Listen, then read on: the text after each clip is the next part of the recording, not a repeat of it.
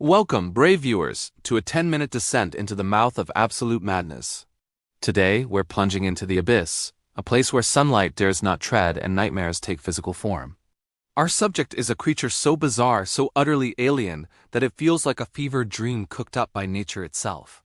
Before we embark on this strange journey, let's quickly recap what we're dealing with. Imagine, if you will, a deep-sea eel. But this isn't just any eel. This one has a mouth that unhinges into a colossal balloon-like pouch.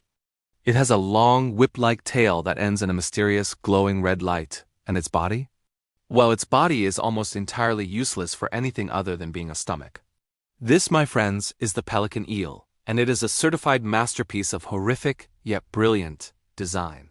So strap in, turn down the lights, and let's begin the bizarre story of the Eurypharynx pelicanoids. This creature makes its home in the bathypelagic zone, often called the midnight zone.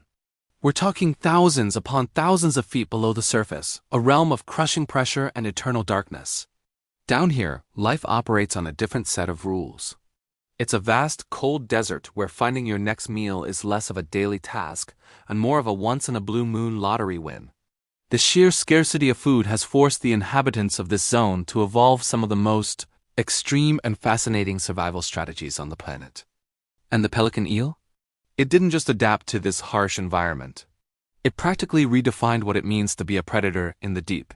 Faced with the problem of rare and scattered prey, it solved the issue in the most dramatic way possible. It became a living, breathing, swimming trap. How does it do this? Well, it starts with a little bit of deep-sea magic. At the very tip of its incredibly long, whip-like tail, the pelican eel possesses a tiny bioluminescent organ. This isn't the common blue or green glow you see in many deep-sea creatures. No, this organ, called a photophore, produces a faint, eerie, glowing red light. Now, in the pitch black of the abyss, any light is an object of intense curiosity. The pelican eel waves this glowing red lure around, a ghostly beacon in the void, like some kind of haunted fishing lure from a mariner's ghost story. Small fish, crustaceans, and other curious critters, starved for any sign of life or a potential meal, are drawn towards this phantom light.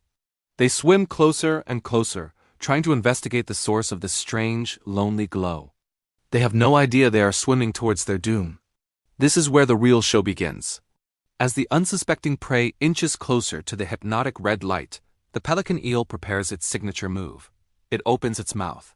And when I say it opens its mouth, I need you to erase any image you have of a normal jaw. The pelican eel's jaw is not just large. It's comically disproportionately, monstrously massive. The lower jaw is so loosely hinged to the skull that it can swing down and forward, expanding a gigantic, fleshy pouch of skin, much like a pelican's, hence the name. Because its jaw is so enormous and its body is so slender and dark, the effect is startling. It looks like a giant black parachute suddenly unfurling in the water. It's not an attack. It's an event. The eel engulfs its target, but it doesn't just swallow the prey. It swallows a huge volume of water along with it, and probably the prey's hopes and dreams all at once.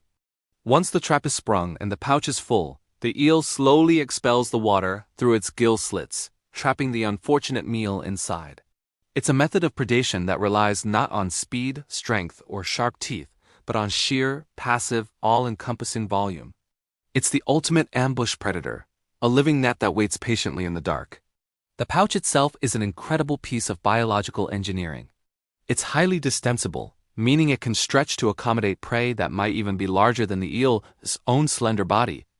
This is a crucial adaptation in a world where you can't afford to be picky. If you encounter a potential meal, you have to be able to eat it, regardless of its size. The pelican eel took this principle to its logical and most extreme conclusion. But here's where the story gets even weirder, descending further into mystery.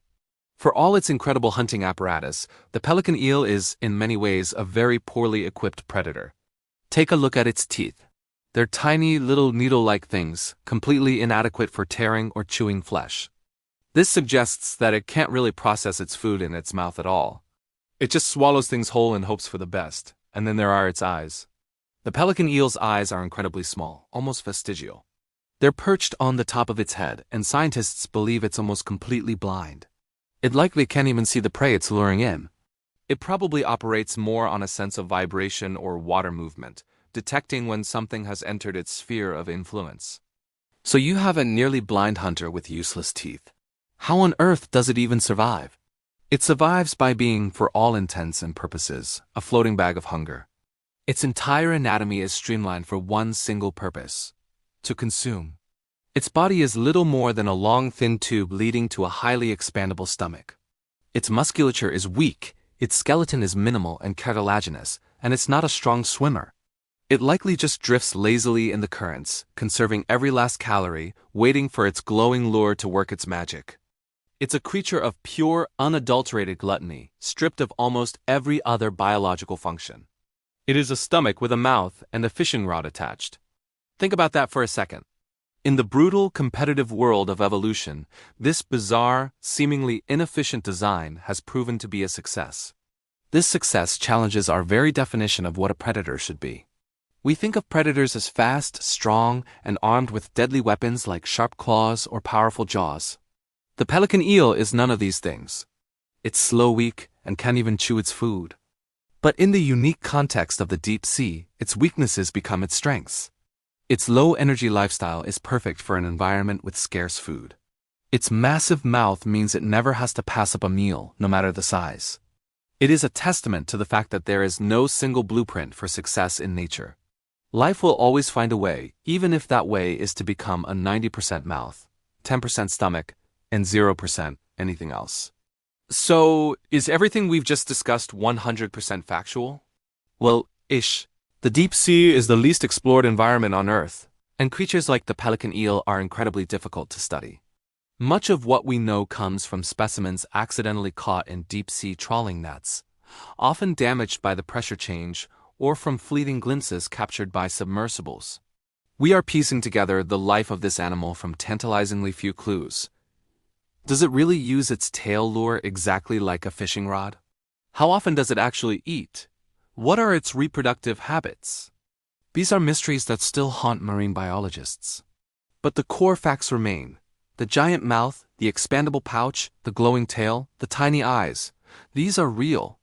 It's a creature so strange it blurs the line between science fact and science fiction. In the end, the pelican eel is a perfect ambassador for the weirdness of the deep ocean. It reminds us that just a few miles beneath the waves lies a world that is more alien than anything we could imagine on another planet. It's a world where the rules are different, where evolution has run wild, producing creatures that defy our expectations and ignite our curiosity. Only in the utter blackness of the abyss could a creature be 90% mouth and still be considered a successful and, frankly, terrifying predator. It's one of nature's most questionable, yet undeniably fascinating decisions. And we read just scratching the surface of what other wonders and horrors are waiting to be discovered down there. Thank you for joining us on this deep dive into the weird and wonderful world of the pelican eel.